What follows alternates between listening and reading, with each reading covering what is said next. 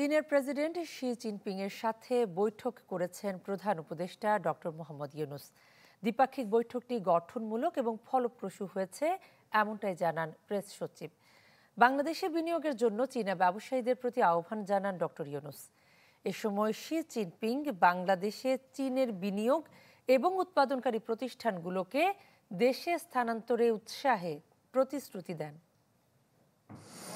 হজ করেছি, ব্যাংকে কি করে টাকা জমাই বলেন? ইউসিবি তাকওয়া, পরিপূর্ণ ইসলামিক পন্থায় পরিচালিত ব্যাংকিং। প্রথমবারের মতো রাষ্ট্রীয় সফরে চীনে প্রধান উপদেষ্টা। সফরের তৃতীয় দিনে দেশটির গ্রেট হলে প্রধান উপদেষ্টা ডক্টর মোহাম্মদ ইউনূস বৈঠক করেন চীনের প্রেসিডেন্ট শি জিনপিং এর সাথে। গ্রেট হলে ডক্টর ইউনূসকে স্বাগত জানান শি জিনপিং।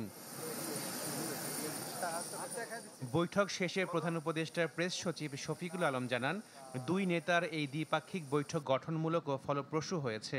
চীনের বিনিয়োগ এবং উৎপাদনকারী প্রতিষ্ঠানগুলোকে বাংলাদেশে স্থানান্তরে উৎসাহিত করা হবে বলে বৈঠকে উল্লেখ করেছেন শি জিনপিং। বৈঠকে শি জিনপিং প্রধান উপদেষ্টা এবং অন্তর্বর্তী সরকারের প্রতি তার সমর্থন পুনর্ব্যক্ত করেন। এছাড়া বাংলাদেশের পক্ষ থেকে যখন কোনো বিষয় উত্থাপন করা হবে সেগুলো ইতিবাচকভাবে বিবেচনা করা হবে বলেও আশ্বাস দিয়েছেন চীনের প্রেসিডেন্ট। এরপর বেইজিংয়ে বাংলাদেশ দূতাবাস আয়োজিত বিনিয়োগ সংলাপে অংশ নেন প্রধান উপদেষ্টা। সংলাপে উপস্থিত ছিলেন চীনের ব্যবসায়ীরা। প্রধান উপদেষ্টা বলেন, ভূ রাজনৈতিকভাবে বাংলাদেশের অবস্থান খুবই গুরুত্বপূর্ণ। এই অঞ্চলে ব্যবসার যথেষ্ট সুযোগ আছে বলে চীনের ব্যবসায়ীদের জানান প্রধান উপদেষ্টা।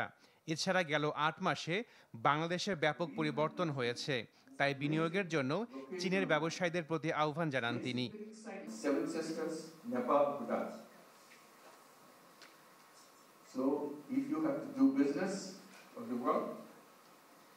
We have to go to Bangladesh. So Bangladesh is your path, not only for Bangladesh itself, but the 3 other major regions. এছাড়া শুক্রবার প্রধান উপদেষ্টা বৈঠক করেছেন চীনের ভাইস প্রেসিডেন্ট হান জেং এর সাথে। আশাকিন প্রিন্স, চ্যানেল 24, ঢাকা।